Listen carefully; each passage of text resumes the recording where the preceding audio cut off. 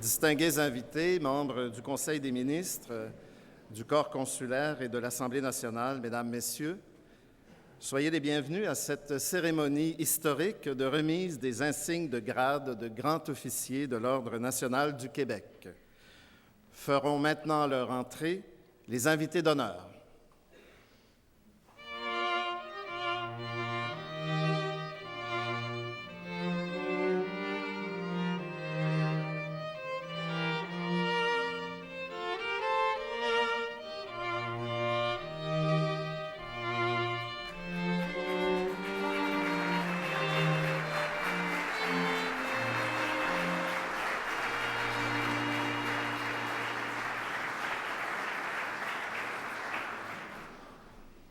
Madame, Messieurs les invités d'honneur, distingués invités, je vous invite à accueillir les anciens premiers ministres du Québec, M.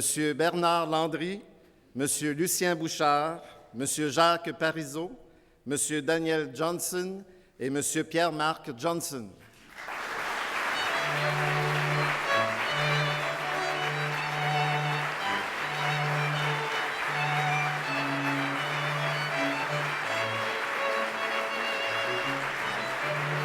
Ainsi que le Premier ministre, M. Jean Charest.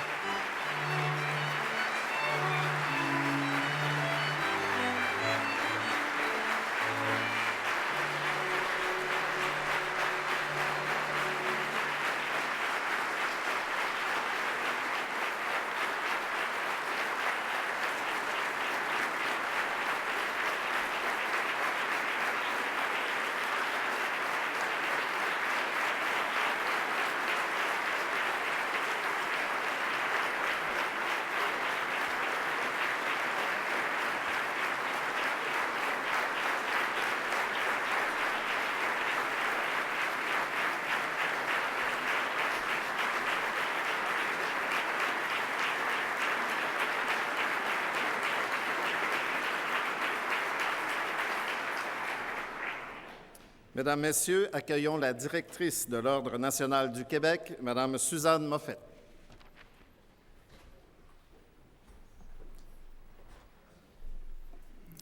Honorable lieutenant-gouverneur, Monsieur le Premier ministre et Madame Michèle Dionne, Monsieur le Président de l'Assemblée nationale, Monsieur le chef de l'opposition officielle, Madame la chef du deuxième groupe d'opposition, Mesdames et Messieurs membres du Conseil des ministres, Messieurs membres du corps consulaire, Mesdames et Messieurs les députés, Monsieur le Président du Conseil de l'Ordre national du Québec, membres du Conseil, chers récipiendaires, distingués invités, bonjour et soyez les bienvenus à cette cérémonie exceptionnelle de remise des insignes de l'Ordre national du Québec.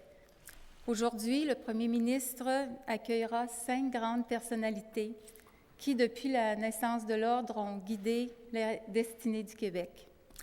Ces nominations, fruit de la volonté du Premier ministre et de l'impulsion du Président du Conseil de l'Ordre et de ses membres, marquent un moment fort et unique dans l'histoire de l'Ordre.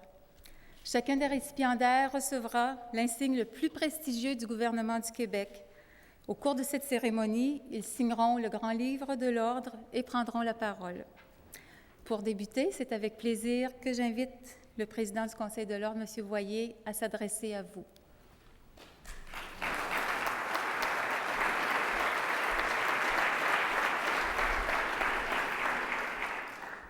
L'honorable lieutenant-gouverneur, Monsieur le Premier ministre, Madame Michèle Dionne, Monsieur le Président de l'Assemblée nationale, Monsieur le chef de l'opposition officielle, Madame la chef du deuxième groupe d'opposition, Mesdames et Messieurs les membres du Conseil des ministres, Messieurs membres du corps consulaire de Québec, Mesdames et Messieurs les députés de l'Assemblée nationale, Messieurs les récipiendaires, Mesdames et Messieurs les membres du Conseil de l'Ordre, distingués invités. C'est avec une profonde fierté que le Conseil de l'Ordre sera témoin aujourd'hui du geste hautement symbolique que va accomplir le Premier ministre. L'intronisation de 5 grands hommes d'État au sein de l'Ordre national du Québec. Mais permettez-moi d'abord de vous présenter les membres du Conseil de l'Ordre. Le vice-président du Conseil de l'Ordre, M. Bernard Lamarre.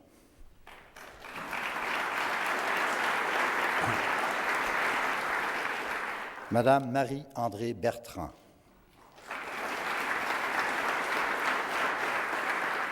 Madame Solange Fernay-Gervais. Madame Maryse Lassonde. Madame Monique Vézina. Monsieur Claude Castonguay. Monsieur Marc Adélard Tremblay. Je vous prie par ailleurs d'excuser l'absence de Madame Denise Ouellette-Grenier. L'Ordre national du Québec reconnaît tous les ans les mérites d'hommes et femmes d'exception qui, par leur créativité, leur humanisme, leur détermination, ont contribué à l'essor et au rayonnement du Québec. L'Ordre grandit en cœur et en esprit chaque fois qu'une personne y est admise. La réception de l'insigne par le récipiendaire est l'acte visible et concret de l'appartenance à une prestigieuse institution, certes honorifique, mais qui a tout son sens quand on connaît l'engagement des hommes et des femmes qui la composent. L'Ordre se veut ouvert sur l'avenir, sur le monde, sur les jeunes. Les décorés de l'Ordre ont l'ambition de redonner une place au dialogue et à l'action. Ils ont la volonté commune de partager leur inestimable savoir et savoir-faire. Ils sont une invitation vivante pour tous aux rêves les plus audacieux.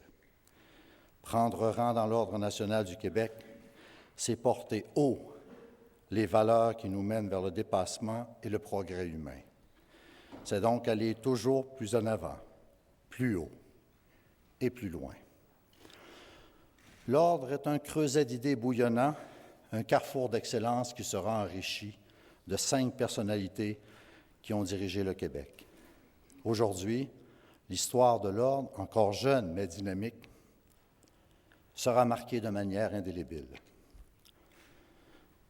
M. Bouchard, le 18 juin 1997, lorsque vous avez dit mon nom et prononcé les paroles « Au nom du peuple québécois, je vous fais chevalier de l'Ordre national du Québec », eh bien, j'ai pris un grand respire. Et ce souffle-là, je l'ai encore en moi. Il m'a d'ailleurs permis d'escalader les plus hautes montagnes du monde, d'atteindre les pôles. Et cette fierté qui a accompagné ces mots, je l'ai partagée depuis avec les gens qui m'entourent, dans mon travail, dans ma famille, avec les jeunes dans les écoles, avec la femme que j'aime. L'insigne que je porte, elle est plus qu'un symbole, et je la porte avec dignité. Cet insigne, je la porte sur mon cœur et pour le reste de ma vie. Je ne sais pas si ces mêmes mots vous toucheront, vous, M. Bouchard, comme vous tous, mais je souhaite, j'espère, qu'ils vous bouleverseront jusqu'au plus profond de votre être, comme ils ont su si bien faire, pour ma part, il y a quelques années de cela. Bienvenue à l'Ordre national du Québec.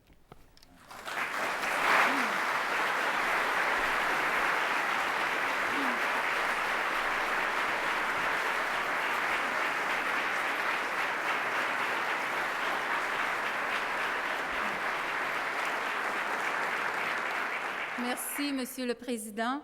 J'invite maintenant le Premier ministre à rendre hommage aux récipiendaires.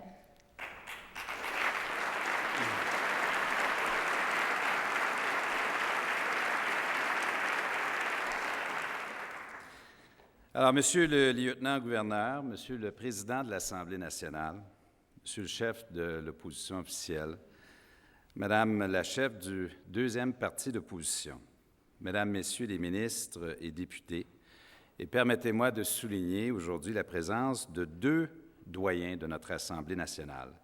M. Yvon Vallière, député de Richmond, élu à l'Assemblée nationale pour la première fois en 1973, et M. François Gendron, député d'Abitibi-Ouest, élu pour la première fois et réélu sans interruption depuis 1976. Monsieur le Président du Conseil de l'Ordre national du Québec, Messieurs les consuls, et permettez-moi de saluer spécialement aujourd'hui les personnes suivantes qui sont des anciens secrétaires généraux du gouvernement et que nos premiers ministres connaissent très bien. M. Louis Bernard, M. Roch Bolduc, M. Michel Carpentier et M. Benoît Morin.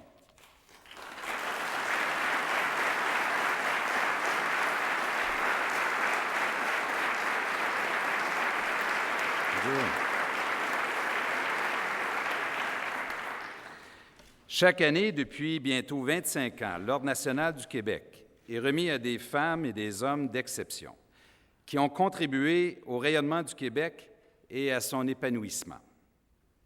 En cette année du 400e anniversaire de la fondation de la Ville de Québec et de l'établissement de la civilisation française en terre d'Amérique, l'Ordre national du Québec a choisi de souligner cette fête en honorant les premiers ministres qui ont servi les Québécois depuis la création de l'Ordre en 1984.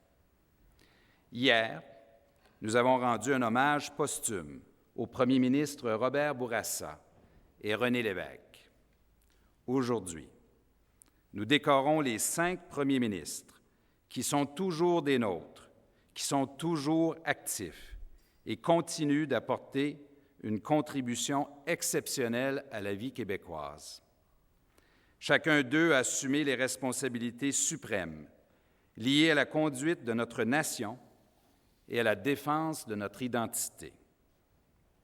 À travers eux, nous rendons hommage à tous les parlementaires qui ont servi à leur côté. À travers eux, nous rendons aussi hommage à toutes celles et tous ceux qui font le choix du service public et de l'engagement démocratique. Nos premiers ministres seront élevés au rang de grands officiers. Il s'agit de la décoration la plus prestigieuse de l'Ordre national du Québec, qui est lui-même la plus haute distinction, remise par l'État québécois à des citoyens. Aujourd'hui, je me fais le messager du peuple québécois pour remercier nos premiers ministres des services rendus à la nation. Monsieur Bernard Landry,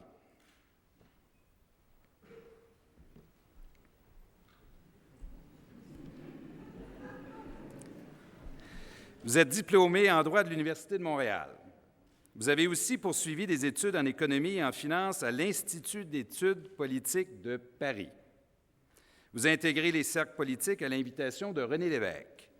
Vous êtes un de ses conseillers alors qu'il est ministre des Ressources naturelles dans le gouvernement de Jean Lesage. Vous êtes ensuite adjoint au directeur général de la planification du ministère des Richesses naturelles, coordonnateur pour le Québec du Conseil canadien des ministres des Richesses naturelles et chargé de mission au cabinet du ministre de l'Éducation. Vous joignez le Parti québécois peu après sa création. À votre 3e tentative, vous êtes élu dans le comté de Fabre en 1976.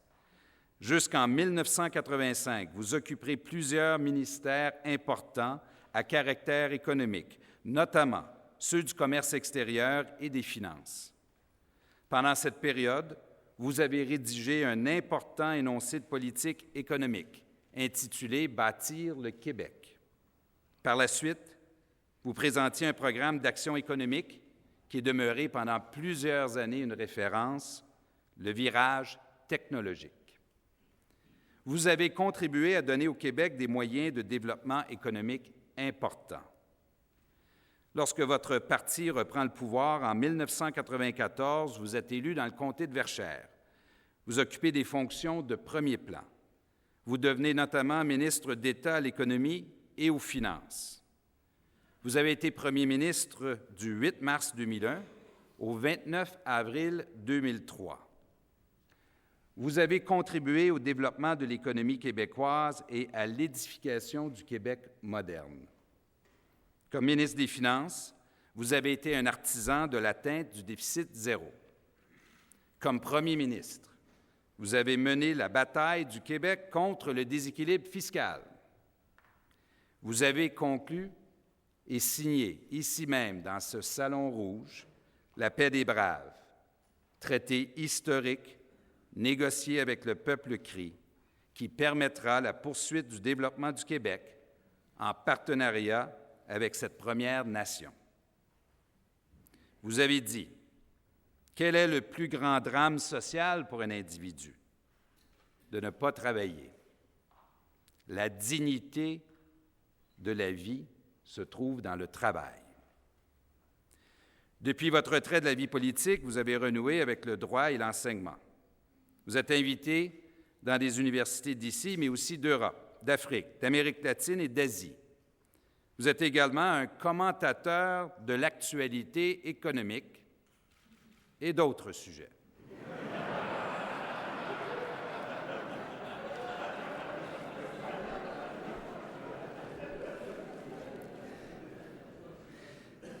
Monsieur le Premier ministre Landry, au nom du peuple québécois, je vous décore de l'insigne de grand officier de l'Ordre national du Québec.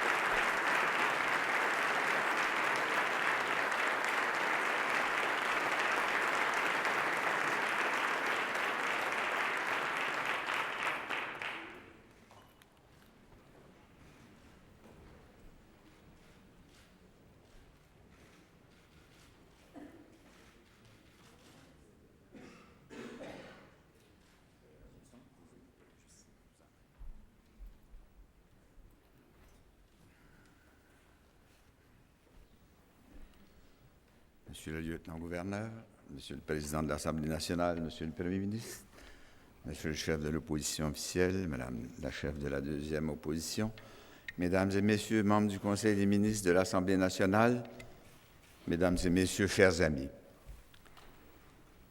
j'ai relu il y a quelques jours le discours de Tony Blair quand il a remis sa démission. La dernière phrase, et je vais évidemment la citer dans sa langue nationale, qui est quand même bien pratiquée dans notre Québec, « I have been proud to be the leader of the greatest nation on earth ». C'est ce qu'il a dit. Ça pourrait s'appeler du nationalisme peut-être. Je suis sûr qu'aucun de mes collègues, ni le Premier ministre actuel, n'en dirait autant. Ce qui n'empêche pas que notre fierté est immense d'avoir dirigé le gouvernement national de cette nation estimable qui est devenue le Québec, à travers des circonstances parfois pénibles. Ce qui constitue une nation, ce sont les malheurs qu'elle a vécus, les bonheurs qu'elle a vécus et les rêves qu'elle entretient. Nous avons un bel assortiment de toutes les catégories.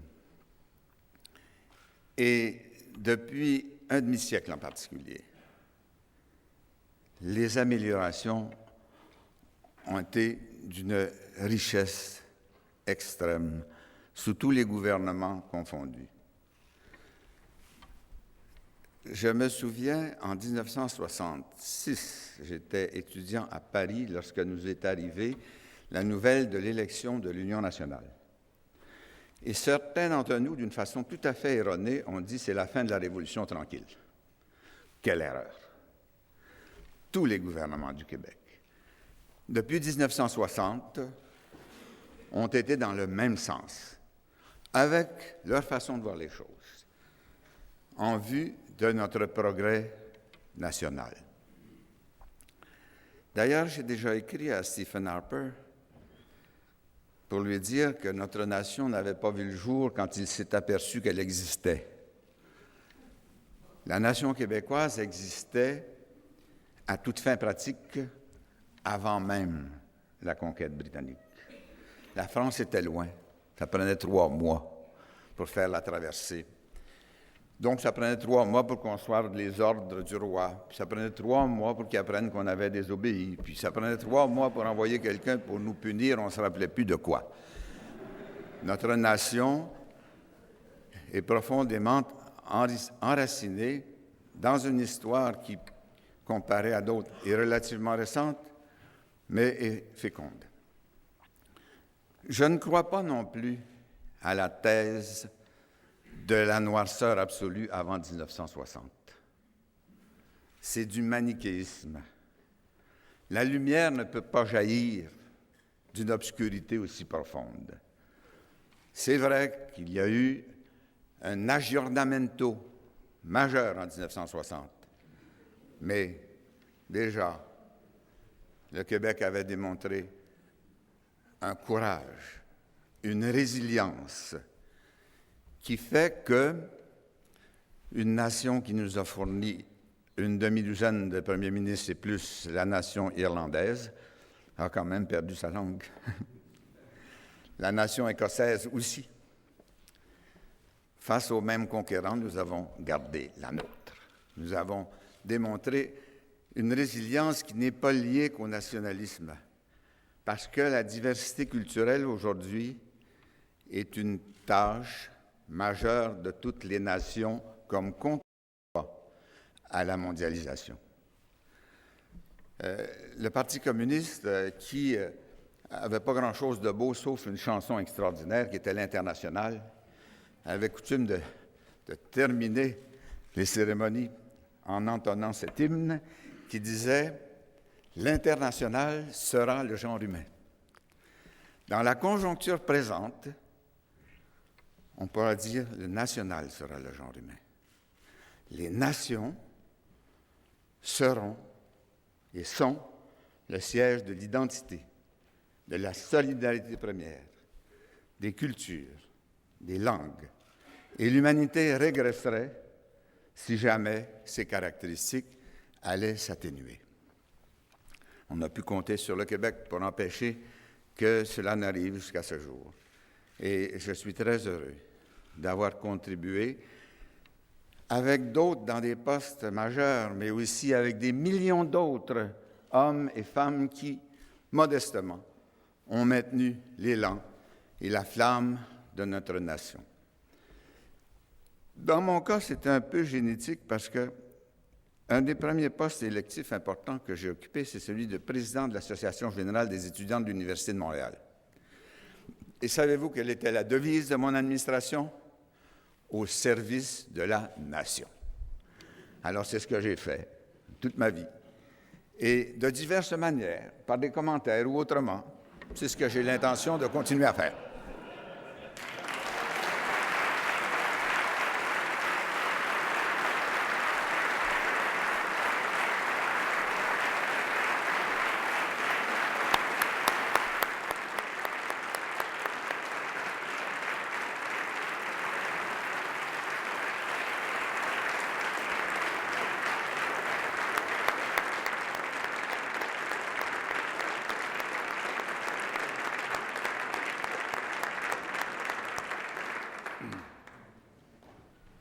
J'appelle maintenant M.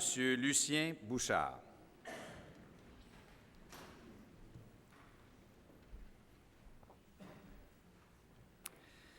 Vous avez obtenu un baccalauréat SR, un baccalauréat en sciences sociales ainsi qu'une licence en droit de l'Université Laval.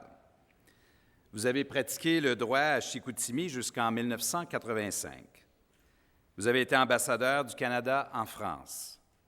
Vous avez présidé le comité responsable de l'organisation du 2e sommet de la francophonie à Québec en septembre 1987. Vous avez été élu député fédéral de Lac-Saint-Jean en 1988, alors que vous étiez déjà secrétaire d'État au gouvernement du Canada. Suite à l'élection générale, vous êtes devenu ministre fédéral de l'Environnement et avez, à ce titre, entrepris la création du premier plan de développement durable du Canada, connu sous le nom du Plan vert. Plus tard, vous avez fondé le Bloc québécois. Vous vous êtes retrouvé dans une situation unique dans l'histoire canadienne. À la tête d'un parti souverainiste, vous étiez néanmoins le chef de l'opposition officielle de Sa Majesté la Reine au Parlement fédéral.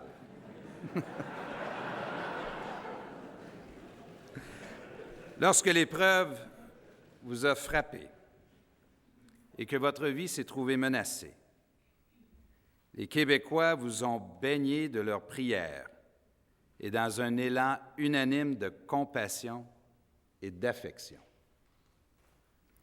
Vos dons de communicateurs et de tribuns ont fait de vous un leader passionné des forces souverainistes lors de la campagne référendaire de l'automne 1995.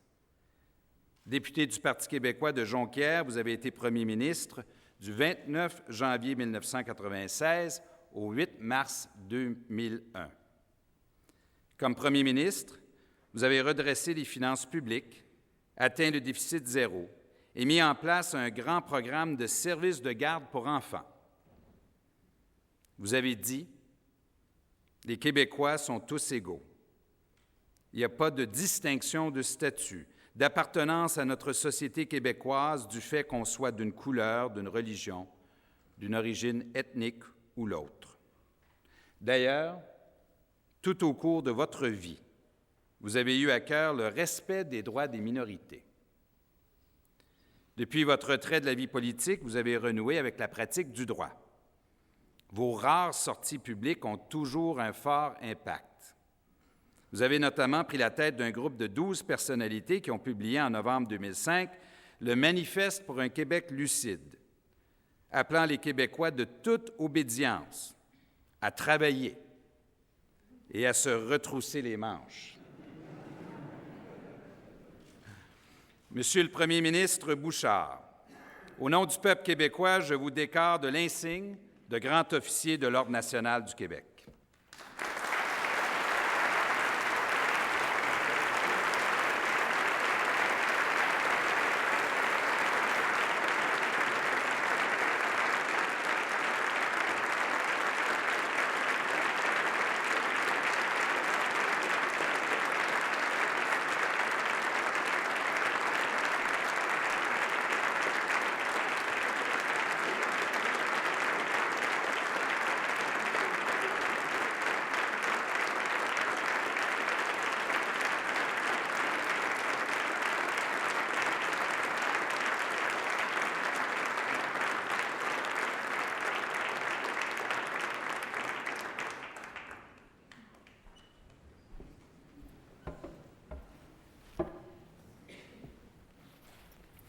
Monsieur le lieutenant-gouverneur, Monsieur le Premier ministre, Président de l'Assemblée nationale, Monsieur le chef de l'opposition, Madame le chef du deuxième groupe d'opposition, Messieurs et Madame les ministres et députés, chers amis.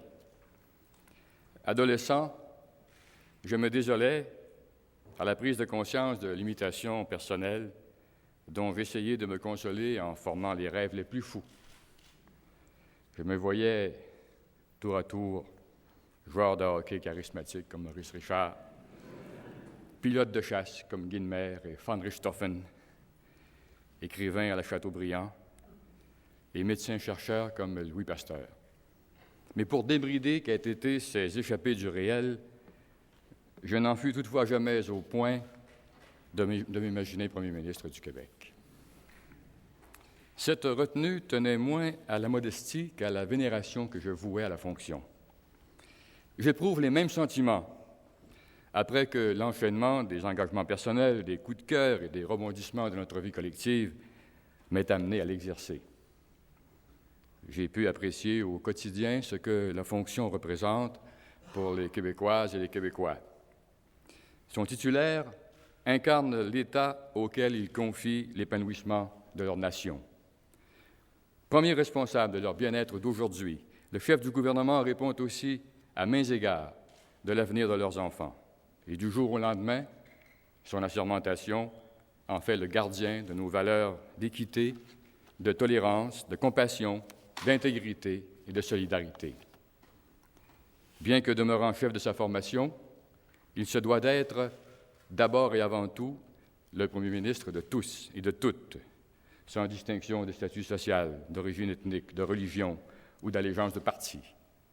On lui demandera de concilier droits collectifs et droits individuels, d'assurer le maintien de rapports de respect et de coopération citoyenne entre interlocuteurs des grandes discussions qui animent notre société. Qui plus est, il y participe lui-même, s'engageant, par exemple, à la tête de sa famille politique dans le débat fondamental suscité par la question nationale. Et bien entendu, il doit prendre parti sur des sujets névralgiques comme la réforme de notre système de santé, l'accroissement des ressources consacrées à l'éducation, la gestion de nos finances publiques, la mise en ordre du développement durable, la protection de la langue française et la promotion de sa qualité, au moment même où l'élargissement des horizons de carrière met à l'ordre du jour l'apprentissage individuel d'autres langues, dont l'anglais. Et combien d'autres arbitrages délicats à faire. Une telle évocation fait voir la fonction de Premier ministre bien davantage en termes de responsabilité que de pouvoir. On comprendra aussi qu'à certains moments, le titulaire ne peut éviter de constater l'écart entre les exigences de la tâche et la capacité humaine d'y satisfaire. Les électeurs ne s'y trompent pas parce que, tôt ou tard, ils finissent par réaliser que leur Premier ministre est lui aussi un humain et de le lui faire savoir un beau jour d'élection. Je ne dis pas cela pour décourager les adolescents d'aujourd'hui de rêver ou pour dissuader certains adultes de poursuivre leurs valeureux efforts ou encore pour inquiéter le Premier ministre qui a le poste présentement. Simplement, l'engagement politique est plus nécessaire que jamais et je pense en particulier aux jeunes qui ont toutes les raisons de se porter partie prenante aux décisions qui détermineront leur destin et leur parcours. Sans doute, leur héritage, celui que nous leur laisserons, est-il riche d'indubitables réalisations économiques, sociales et culturelles? Néanmoins, ils seront interpellés par des interrogations qu'il serait irresponsable d'ignorer. La jeunesse a pour elle le temps, l'énergie et la capacité d'émerveillement. Nous savons de quoi sont capables ces jeunes de chez nous qui étudient, travaillent, observent le monde, le parcours, s'ouvrent à de nouvelles idées et partagent d'authentiques valeurs humaines au-delà et à même la diversité dont est maintenant fait le Québec. Ne doutons pas qu'ils seront de taille à affronter les défis internes et externes qui les confrontent. Cette génération veut pouvoir se comparer à d'autres acteurs du monde et entend ne pas se soustraire à la mesure internationale de leurs performances. N'allons pas nous en plaindre. Le Québec a justement besoin de cette exigence et des remises en question qu'elle prépare. Dès lors, le meilleur service que nous puissions rendre à ceux et celles qui nous suivent, c'est de les convaincre de la noblesse et de la nécessité du geste politique éclairé et de la démarche élective auquel il peut conduire. Il n'y a pas pour eux d'autre façon d'édifier l'avenir qu'ils souhaitent pour eux-mêmes et pour leurs enfants.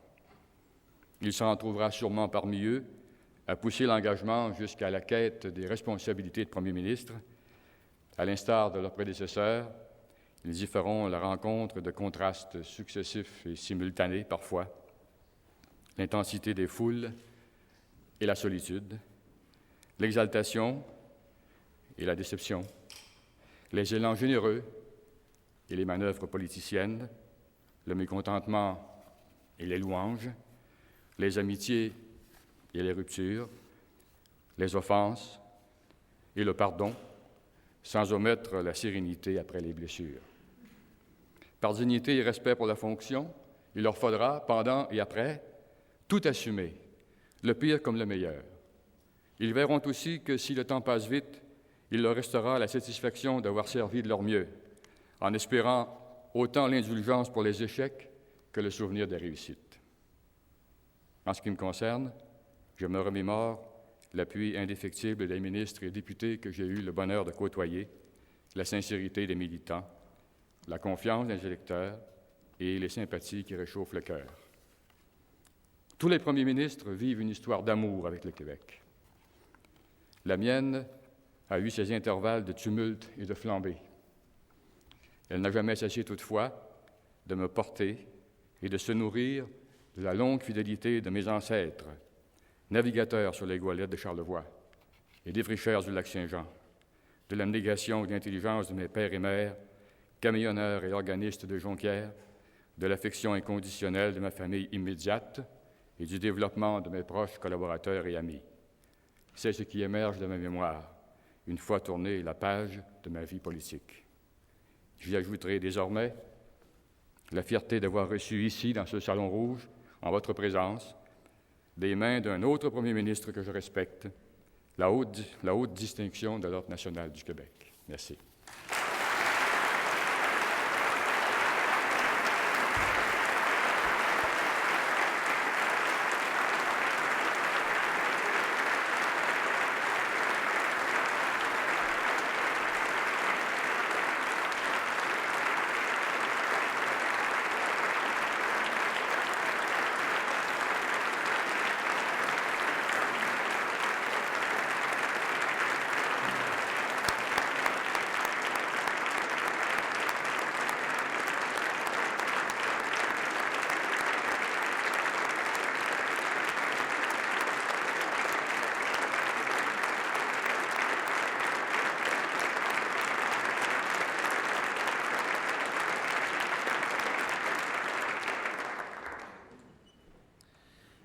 J'appelle maintenant M. Jacques Parizeau.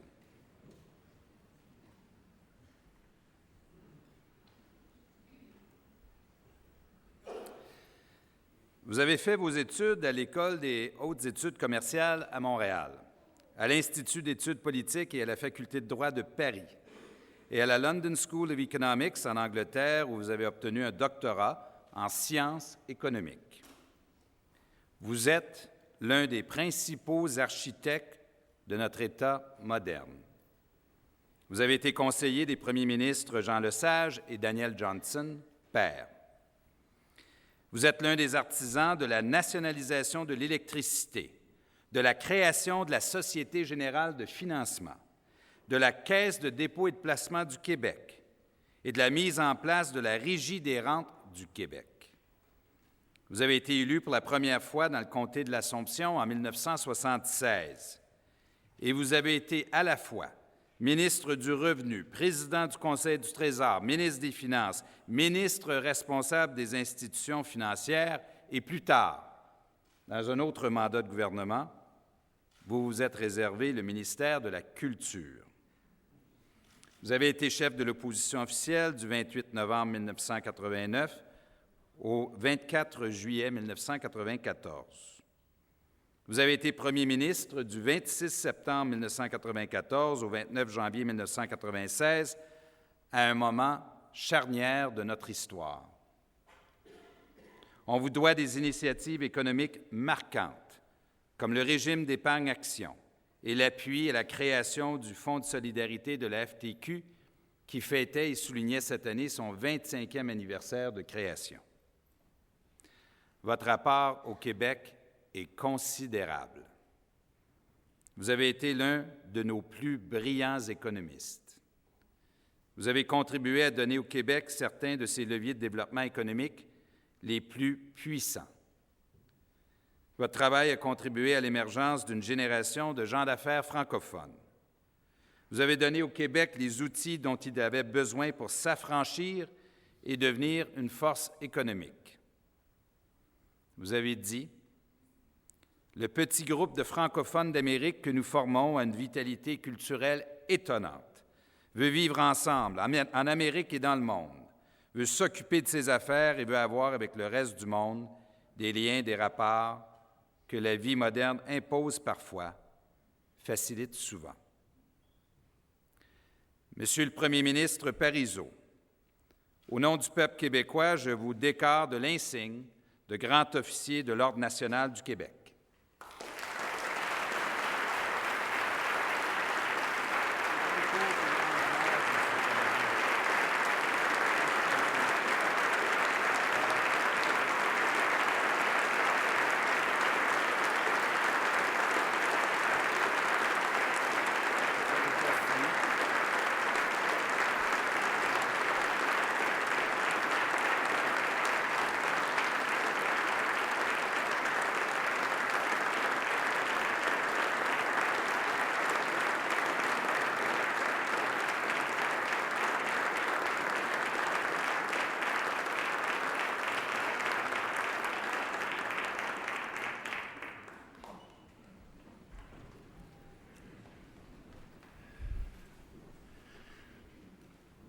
Monsieur le lieutenant-gouverneur, Monsieur le Président de l'Assemblée nationale, Monsieur le Premier ministre, Monsieur le chef de l'opposition, Madame le chef du Parti québécois, je n'irai pas à la deuxième opposition. Mesdames et messieurs, je suis très honoré de recevoir cet insigne de l'Ordre du Québec. Mon père l'avait eu avant moi, et c'est donc pas sans une grande émotion que je la reçois aujourd'hui. Au milieu de tous ces premiers ministres qui reçoivent la décoration, à titre posthume hier, aujourd'hui, bien vivant ici, il faut que je reste dans le cénacle des premiers ministres pour me souvenir. Me souvenir que s'il n'y a pas d'école pour être premier ministre, j'aurais eu la chance, moi, d'aller à une sorte d'université des premiers ministres. D'abord avec Jean Lesage. Ça a été le premier pour qui j'ai travaillé. Jean Lesage nous a appris ce qu'était l'intérêt public. Compte tenu de l'histoire du Québec dans les années qui avaient précédé, il était temps. M. Lesage nous a appris le sens de l'État. C'était pour beaucoup d'entre nous quelque chose de tout à fait nouveau. Et M. Lesage nous a appris qu'il fallait être maître chez nous. À cette époque, c'était un sujet d'enthousiasme plutôt que de querelle. Hein? Ce « nous ».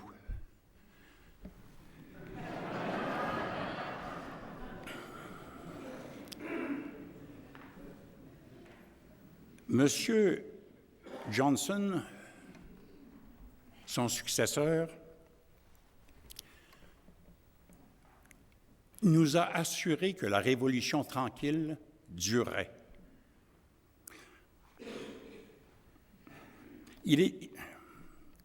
On peut admirer ce qu'un homme a fait avec son équipe, mais c'est vraiment que quand on se rend compte de ce que fait le suivant, qu'on sait si ça va durer. Ça a duré. On avait des craintes à l'égard de la gestion de la chose publique. Elles ont été dissipées très vite. Le nouveau Code du travail s'est maintenu. Les nouvelles règles de la politique ont été maintenues. L'État du Québec était enfin fondé. Je garde de M. Johnson cette impression qui a eu une profonde influence ensuite sur ce que j'ai eu à faire. Chaque projet donnait lieu à la question suivante. Qu'est-ce que ça va donner dans 10 ans? Cette perspective sur l'avenir a eu sur moi une profonde influence.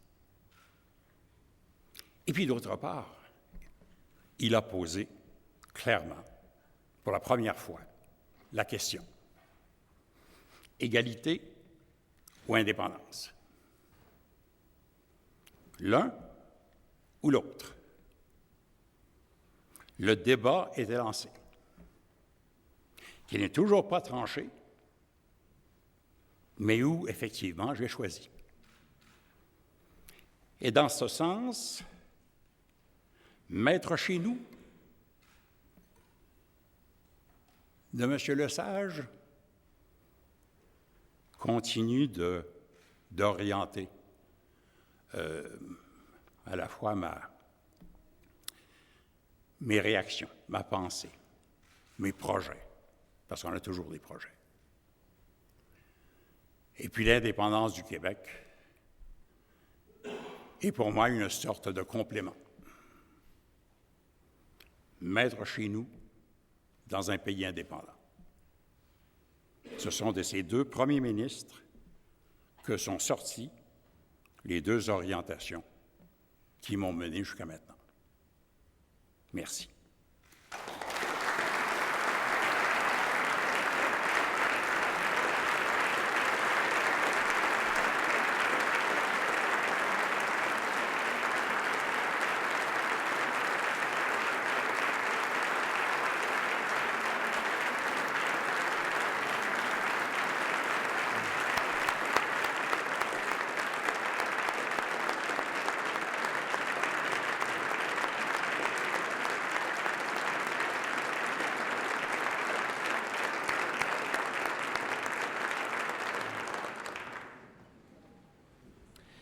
J'appelle maintenant M. Daniel Johnson.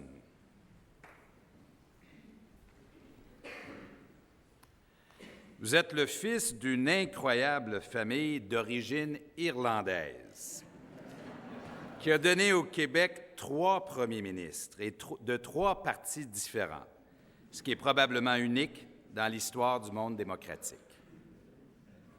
Vous êtes licencié en droit de l'Université de Montréal, titulaire d'un doctorat en droit de l'Université de Londres et d'un MBA du Harvard Business School. Vous avez été élu pour la première fois député du Parti libéral du Québec dans le comté de Vaudreuil-Soulanges en 1981. Et vous avez été successivement ministre de l'Industrie et du Commerce, ministre délégué à l'administration et à la fonction publique, président du Conseil du Trésor, puis Premier ministre du 11 janvier au 26 septembre 1994. Vous avez été chef de l'opposition officielle de 1994 à 1998. Vous avez toujours été un partisan de l'ouverture économique. Et comme premier ministre, vous avez négocié et signé l'historique accord sur le commerce intérieur qui a redéfini les règles du marché commun canadien. Cet accord porte votre vision d'un fédéralisme moderne, participant à la prospérité économique du Québec et respectueux des champs de compétences de l'Assemblée nationale. Vous êtes un homme de justice et d'équité. Dans un contexte économique difficile, vous avez négocié la première entente inspirée du principe de l'équité salariale. Vous avez dit « Je tenais à assurer la place de mes concitoyens en Amérique en améliorant la place que nous occupons et le rôle que nous jouons à l'intérieur du Canada. » Vous êtes aujourd'hui avocat, spécialiste des relations entre les entreprises et les pouvoirs publics. Vous êtes aussi un médiateur habile à dénouer des dossiers complexes et un spécialiste du droit corporatif. Vos conseils sont recherchés à travers le Canada. Vous continuez de rendre de fiers services à l'État. En 2004, vous avez coprésidé une commission du gouvernement du Québec sur l'implantation des centres hospitaliers universitaires de Montréal.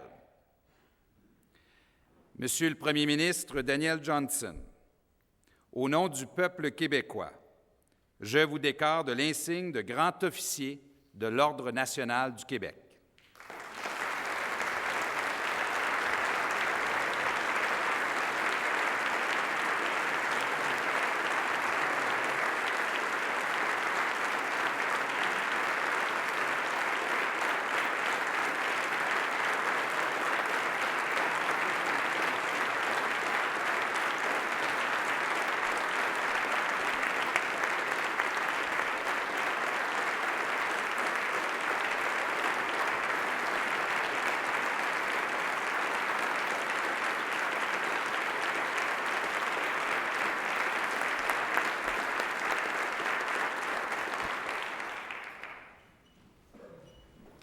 Monsieur le Président de l'Ordre national du Québec, vous avez raison. Vous avez raison. Mesdames, Messieurs, invités d'honneur, Monsieur le lieutenant-gouverneur, Monsieur le Président de l'Assemblée nationale, Monsieur le Premier ministre, Messieurs les Premiers ministres, Mesdames, Messieurs, les membres de ma famille, mes amis, mes premiers mots s'adressent à vous, Monsieur le Président de l'Ordre national du Québec. C'est pour moi un grand privilège de me joindre maintenant, et pour la vie, à l'Ordre national du Québec. Ses membres ont fait leur marque dans toutes les sphères de l'activité humaine, tout en faisant rayonner le Québec.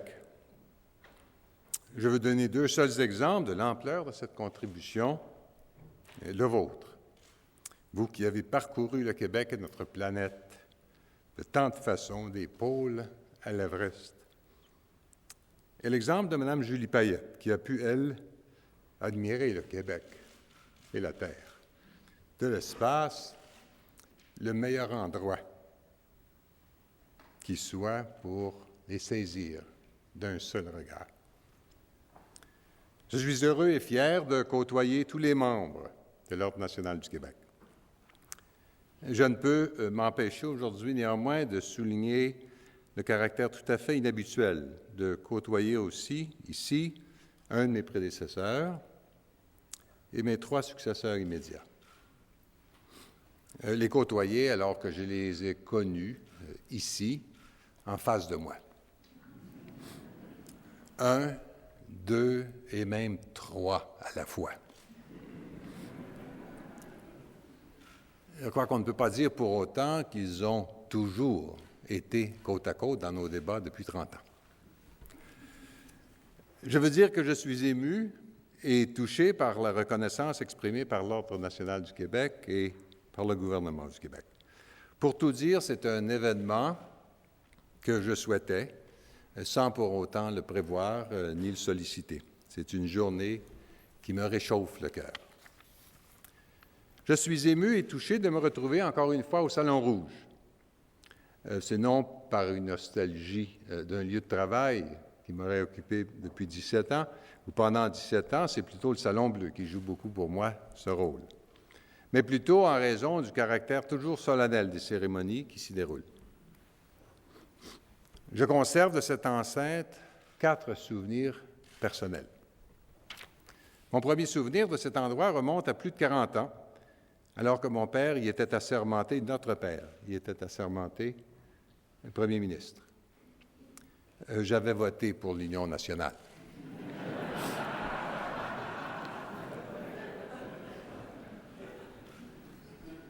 15 ans plus tard, je faisais mon entrée à notre Parlement et étais assermenté ici même comme député. J'avais voté pour le Parti libéral du Québec. Puis en 1985, député de l'opposition, j'assistais néanmoins, sur la première rangée, à l'assermentation de mon frère Pierre-Marc comme premier ministre. Je n'avais pas eu à voter à cette occasion.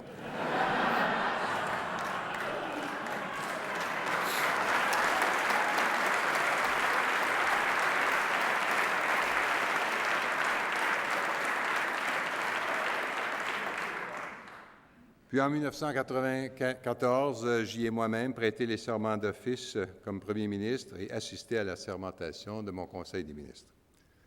Vous comprenez donc mieux, alors que l'Ordre national du Québec octroie aujourd'hui sa plus haute reconnaissance, la profondeur des racines qui m'attachent à cette institution, qui m'attachent au Québec, en raison de mes origines, des événements dont j'ai été témoin et de ceux auxquels j'ai participé.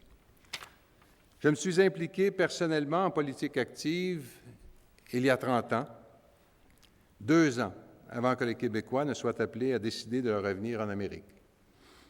Et j'ai quitté il y a déjà 10 ans, un peu plus de 2 ans, après avoir vécu à nouveau nos déchirements.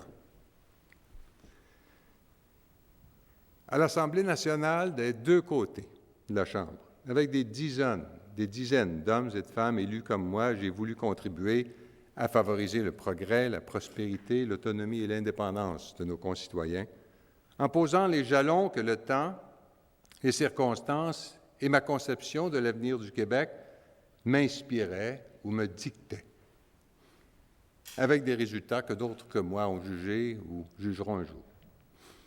J'ai pu occuper le poste de premier ministre et ai toujours su que les responsabilités qu'il comporte s'exercent dans la continuité du fil de notre histoire. On nous confie ce flambeau pour le porter un temps très haut et vers l'avant, et on le reçoit avec beaucoup d'émotion. On le transmet ensuite à regret et avec la frustration de n'avoir pu terminer un travail qui, de toute façon, n'est jamais terminé. J'ai toujours tenté de m'acquitter de mon devoir et d'exercer mes fonctions avec constance et intégrité dans le respect de nos institutions. Mais si je me suis rendu jusqu'ici aujourd'hui, c'est aussi grâce à un nombre impressionnant de femmes et d'hommes qui ont contribué à la réalisation de mon ambition et de celle que je nourrissais et que je nourris toujours pour le Québec. Des partisans, des organisateurs, des connaissances, des amis, des collaborateurs, dans le comté, au Parlement, au parti, au gouvernement, m'ont appuyé et ont facilité mon travail. Et surtout, j'ai toujours senti l'engagement de mes proches et de ma famille immédiate, que je remercie pour leur patience et leur compréhension, alors que la carrière que j'ai eu la chance de pouvoir choisir m'éloignait d'eux et me privait de leur présence. Tous et toutes peuvent prétendre au droit de partager cet honneur avec moi. Et je veux aujourd'hui souligner leur appui et leur fidélité en leur disant merci.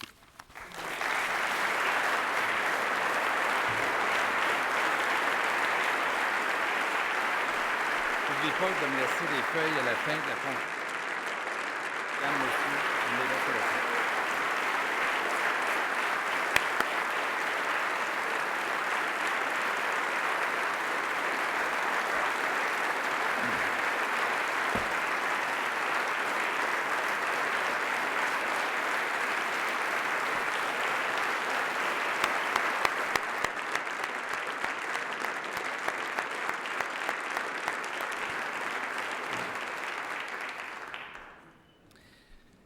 J'appelle maintenant M. Pierre-Marc Johnson.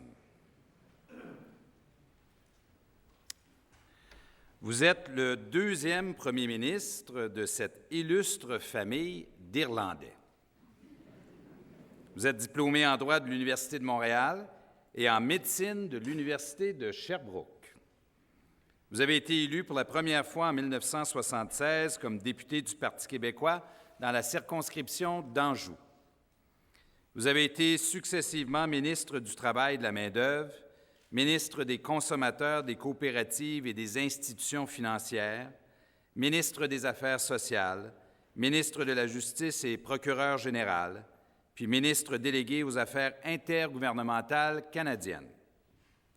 C'est à ce titre que vous avez présenté en 1984 le projet de loi créant l'Ordre national du Québec. Vous avez été premier ministre du Québec du 3 octobre au 12 décembre 1985, puis chef de l'opposition officielle jusqu'en novembre 1987. On vous doit notamment une des plus ambitieuses réformes du Code du travail. Vous avez été l'homme derrière la loi anti-briseurs de grève, l'établissement de conditions minimales de travail, les congés de maternité. Vous êtes aussi celui qui a fait que le Québec devienne un membre à part entière de l'Organisation internationale de la francophonie. Vous avez dit « Notre peuple est minoritaire sur ce continent. S'il veut survivre, il est condamné à se développer constamment, avec originalité, avec patience, avec acharnement. » Et vous avez prêché par l'exemple. Avocat, vous êtes aujourd'hui reconnu bien au-delà des frontières du Québec pour votre rare expertise dans les domaines du commerce international, des négociations et des partenariats internationaux, ainsi que du droit de l'environnement et du droit de la santé. Vous êtes reconnu mondialement pour votre expertise et votre leadership sur le plan environnemental. Vous avez continué de rendre de fiers services à l'État. Vous avez été négociateur en chef du gouvernement du Québec dans le dossier du bois d'œuvre opposant le Canada aux États-Unis. Plus récemment, vous avez présidé la commission sur l'effondrement du viaduc de la Concorde. Votre rapport a inspiré de nombreux gouvernements à travers le monde qui sont confrontés, comme celui du Québec, à un vieillissement des infrastructures publiques. Monsieur le Premier ministre Pierre-Marc Johnson, au nom du peuple québécois, je vous décorde de l'insigne de grand officier de l'Ordre national du Québec.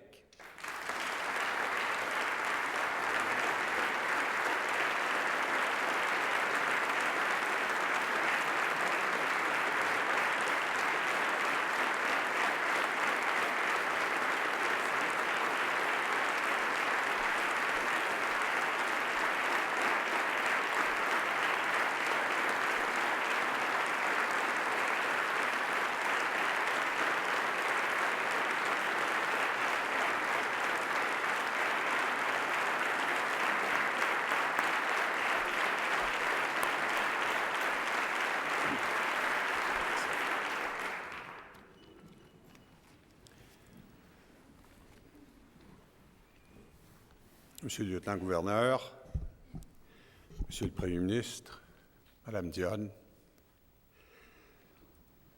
Mesdames, Messieurs les ministres et députés, Monsieur le Président de l'Assemblée nationale, Monsieur le Président du Conseil de l'Ordre, membres du Conseil de l'Ordre, Monsieur le Secrétaire général du gouvernement et Messieurs les secrétaires généraux du gouvernement, mon cher Daniel, Monsieur Parizeau, Monsieur Bouchard, Monsieur Landry, anciens collègues, Mesdames, Messieurs, après la fougue, la passion, l'entêtement cohérent et l'émotion qui en a surpris plus d'un dans cette salle parce qu'ils ne le connaissent pas, il me revient d'être le dernier, Monsieur le Premier ministre, pour l'essentiel, à vous remercier. Et je prendrai, parce que je suis le plus ancien, en dépit des apparences, ça remonte à il y a longtemps, très longtemps. Je prendrai peut-être 2 ou 3 minutes de plus que mes collègues. Après avoir honoré la mémoire de M. Bourassa et de M. Lévesque, vous nous faites, aux 5 anciens premiers ministres, un grand honneur en nous conférant cette distinction. Et c'est le plus grand honneur que le Québec puisse donner à un de ses concitoyens. Pour avoir apporté une contribution ou choisi de le servir, en proposant au Conseil des ministres de nous honorer ainsi, ensemble. Vous donnez un sens tout à fait particulier à cette cérémonie. J'accepte avec modestie ces insignes, puisque je suis conscient qu'à travers nos personnes, c'est la fonction que nous avons occupée qui est honorée. C'est donc des fonctions publiques et du service public dont je vais vous entretenir pendant quelques minutes, en m'adressant en particulier à nos concitoyens qui sont plus jeunes, qui ressentent si souvent une distance entre ce qu'ils sont et ce qu'ils perçoivent de la politique. Il n'y a pas de plus belle occupation que celle de représenter l'ensemble de la population, comme c'est du devoir et de l'attribution du Premier ministre que de le faire. Celui ou celle qui occupe cette fonction est issu du processus démocratique parce qu'il est député. Sa première loyauté va au respect des valeurs démocratiques. Ces valeurs sont faites bien plus que du simple droit de voter librement. Elles sont faites de la liberté de débattre, de parler, de s'exprimer, d'écrire, de dire, de la transcendance des droits et libertés de chacun dans notre société, ainsi que de la protection jalouse et énergique et du respect de toutes nos diversités. Plus souvent qu'autrement, celui qui devient Premier ministre a été ministre, parfois longtemps, c'est-à-dire qu'il aura participé à débattre, à décider, avec la plus grande des loyautés à l'égard de l'intérêt de notre peuple. Ce sont des fonctions nobles parce qu'elles sont faites de l'exercice sage, mesuré, raisonné, responsable du pouvoir, c'est-à-dire assurer à la population l'ordre et la paix, initier des lois qui nous gouvernent, prélever des impôts pour fournir des services, répartir la richesse, voir à ce que nos institutions progressent constamment et soutenir ce qui permet non seulement la survie de notre peuple et de sa culture, son expression vigoureuse, sûre d'elle, même sur un continent et dans un monde où prévaut dans le commerce et les affaires internationales une langue différente de celle qui fait notre quotidien, et aussi de nous assurer de la prospérité de nos concitoyens. Tout cela en répondant devant les citoyens de tous ces gestes, Monsieur le Premier ministre, vous en savez quelque chose, et en respectant scrupuleusement les droits et libertés de chacun. Sur le plan personnel, les fonctions politiques sont exigeantes, mais aussi extrêmement satisfaisantes. Elles sont exigeantes parce qu'elles consomment du temps, qu'elles limitent les loisirs, qu'elles privent toujours d'une vie familiale normale. Elles mettent à l'épreuve le caractère des plus coriaces en leur faisant accepter que leur vie se déroule sous les feux des caméras et des commentaires de toutes les presses concevables. Elles obligent souvent, au nom de l'équilibre, de la paix, de la stabilité, à des compromis qu'il faut savoir élaborer avec le même courage que ses convictions. Ces moments imposent des contraintes à la famille, aux proches, à ceux et celles qui vous aiment et qui vous soutiennent. Or, il y a derrière et à côté de celles et ceux qui font de la politique, des conjoints, des conjointes, des enfants, des amis fidèles, des collaborateurs, des collaboratrices qui font des heures qui ne se comptent pas. Ces personnes paient le prix de la démocratie en acceptant l'absence et les tensions inévitables qui accompagnent l'exercice du pouvoir. Les milliers de personnes qui ont soutenu ceux et celles qui, un jour, ont été ainsi sur la première ligne, celle qui est visible en démocratie, méritent qu'on souligne leur contribution essentielle, même si elle est discrète, au fonctionnement exigeant de notre démocratie. Mais les fonctions politiques sont aussi satisfaisantes. Quand on a le sens démocratique, des convictions que l'on est prêt à défendre, une vision qui puisse servir l'intérêt de nos concitoyens, on peut en parler. On peut aussi agir localement dans une association, contribuer parce qu'on est entrepreneur à enrichir sa communauté, créer des œuvres comme artiste, servir la liberté d'expression comme journaliste ou militer comme écologiste. Tout cela et bien d'autres activités sont essentielles à la communauté humaine.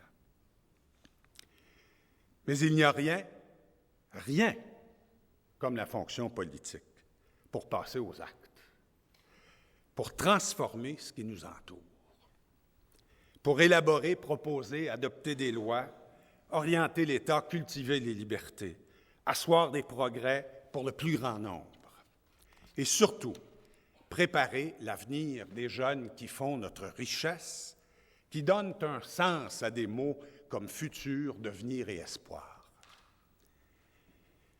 Les plus grandes satisfactions données aux politiques ne viennent pas des attributs apparents de l'exercice du pouvoir, les personnels nombreux qui entourent les ministres, les honneurs ou les déférences, ou même la conscience occasionnelle de notre propre puissance.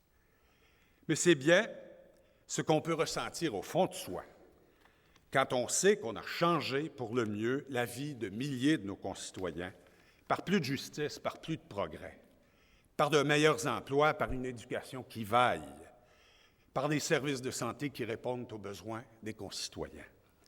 C'est de ça, au fond, qu'est faite la politique, en permettant qu'on se lève le matin avec la conviction d'avoir été utile. Alors, malgré les débats qui agacent, les inévitables partisaneries, les moments où le discours est stérile ou utilise des raccourcis obligés par la médiation électronique, le fond demeure. La fonction politique, et celle de premier ministre en particulier, est le lieu privilégié de l'exercice de la démocratie et de l'arbitrage des convictions et des idées en société. Monsieur le Premier ministre, en terminant, je vous dirai que c'est avec modestie que j'accepte cet honneur que me confère votre Conseil des ministres, parce que j'aurais été, ne fût-ce que très brièvement, dans les fonctions que vous occupez.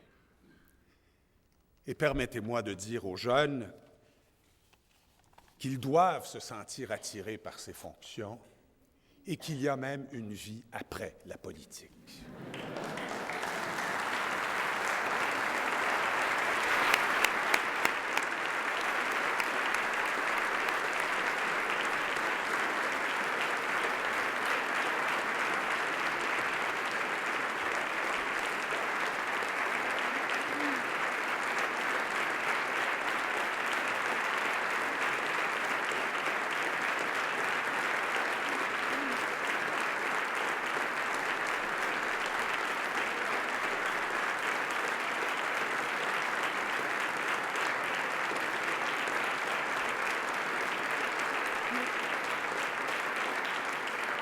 Monsieur le Premier ministre, je vous invite maintenant à venir apposer votre signature à cette page historique.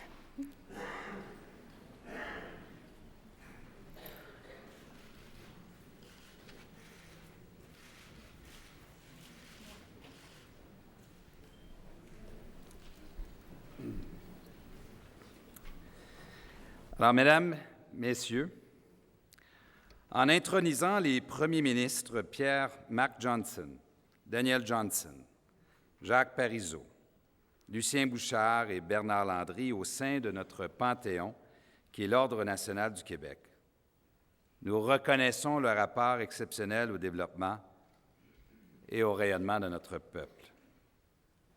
Vous avez dû remarquer que je vous ai nommé comme Premier ministre.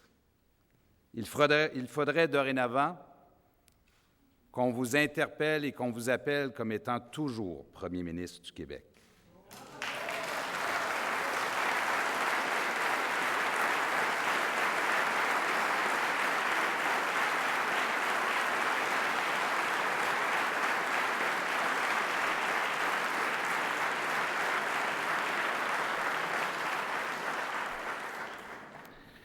Dans nos mémoires, il y a aussi des souvenirs des adversaires d'un autre temps, mais si peu.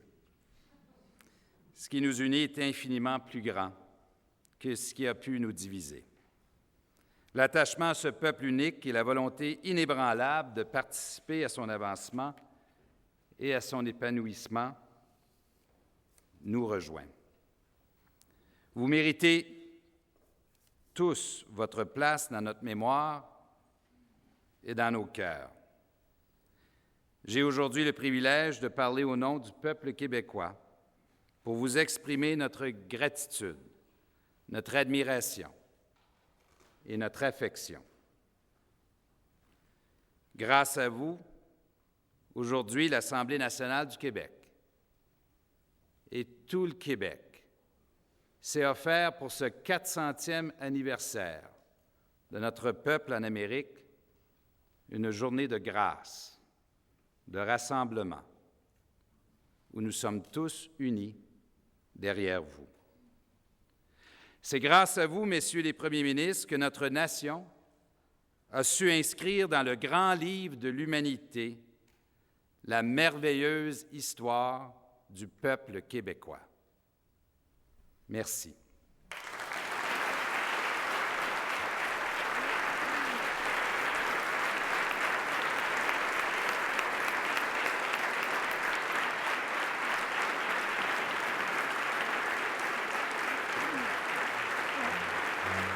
Mesdames et messieurs, s'il vous plaît.